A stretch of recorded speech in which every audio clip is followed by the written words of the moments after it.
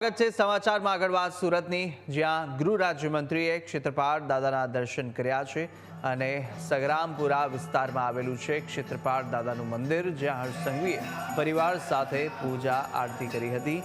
પ્રાચીન મંદિરમાં હર્ષ સંઘવીએ શંખનાદ પણ કર્યો હતો।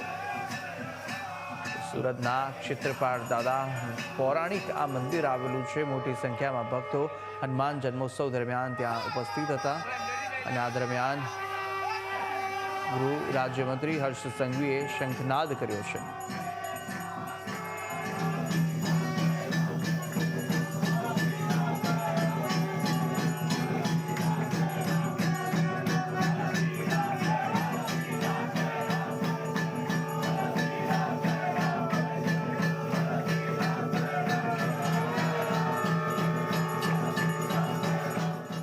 રાજ્યના સૌ નાગરિકોને હનુમાન જયંતીની ખૂબ ખૂબ શુભકામનાઓ।